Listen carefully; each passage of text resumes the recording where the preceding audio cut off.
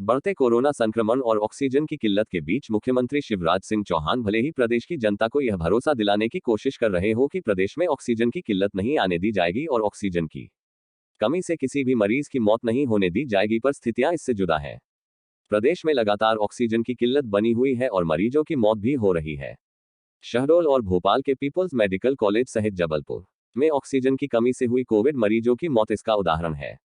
ऐसे में अगर अगला नाम उज्जैन का जुड़ जाए तो इसमें किसी को अचरज नहीं करना चाहिए, क्योंकि उज्जैन में भी लगातार ऑक्सीजन की किल्लत बनी हुई है।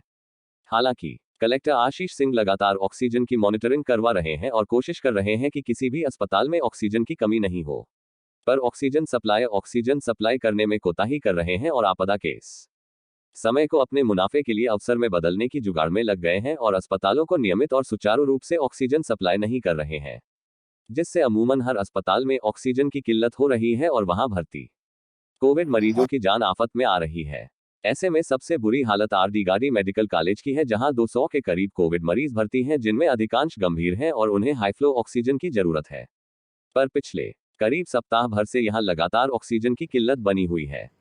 ऐसे में आरडी गार्डी मेडिकल कॉलेज के मेडिकल सुपरिंटेंडेंट ने मेडिकल कॉलेज के डीन को चिट्ठी लिखकर अपनी चिंता जता दी है और साफ कर दिया है कि ऑक्सीजन की लगातार किल्लत और अनियमित सप्लाई की वजह से मरीजों को दी जाने वाली ऑक्सीजन का प्रेशर कम हो रहा है और ये स्थिति में कई बार बन रही है जब 3 मिनट से अधिक समय का ऑक्सीजन का प्रेशर डाउन रहता है, जो कभी भी तमाम कोरोना मरीजों की मौत का कारण बन सकता है। इसलिए या तो ऑक्सीजन सप्लाई नियमित करवाई जाए, अन्यथा मेडिकल कॉलेज में भर्ती गंभीर कोविड मरीजों की संख्या कम की जाए। यहां आपको बता दें कि आरडी गार्डी मेडिकल कॉलेज ने एक दिन पहले से ही ऑक्सीजन की किल्लत की वजह से नए कोरोना मरीजों को भर्ती करने पर रोक लगा चुका है। ये देखिए, ऑक्सीजन निश्चित रूप से जिस तरीके से डिमांड अचानक बढ़ी है पिछले 10-12 दिनों में, अगर देखें तो 2 गुनी 3 गुनी जो डिमांड हुई है, और जो इंफ्रास्ट्रक्चर ऑक्सीजन का है वो निश्चित रूप से उस तरीके से डिज़ाइन नहीं था। सरकार पूरा प्रयास कर रही है। केंद्र सरकार के द्वारा रेलवे एक्सप्रेस भी, ऑक्सीजन एक्सप्रेस इसके लिए चलाए गए हैं। राज्य सरकार ने अलग अलग राज्यों से संपर्क करके ऑक्सीजन की सप्लाई भी बढ़ाई है। लेकिन अभी जिस तरीके से जितनी तेज़ी से डिमांड बढ़ी है, उसमें कहीं न कहीं हम लोगों को थोड़ा अनुशासित रूप से उसको खर्च करने की आवश्यकता है।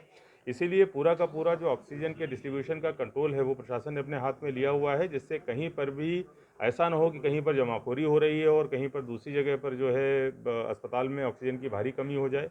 हमारे सारे लोग लगे हुए हैं, हम लोग पल-पल मॉनिटर कर रहे हैं कि इस अस्पताल में कितनी ऑक्सीजन बची हुई है। ये ज़रूर है कि पहले जो स्टॉक किसी के पास 24 घंटे का, किसी के पास 48 घंटे का रहता है, वो आज की स्थिति में संभव नहीं है, क्योंकि निश्चित रूप से ऑक्सीजन की डिमांड बहुत बड़ी है। लेकिन हमारे द्वारा जो पूरा सिस्टम बनाया गया है, समय रहते हुए करीब-करीब आधे घंटे पहले, 1 घंटे पहले ही हम लोग ऑक्सीजन की रिफिलिंग कर देते हैं, जब तक उसको आवश्यकता होती है। ऑक्सीजन की किसी तरीके से कमी नहीं आने दी जाएगी, ये मैं सभी लोगों को बताना चाहता हूँ।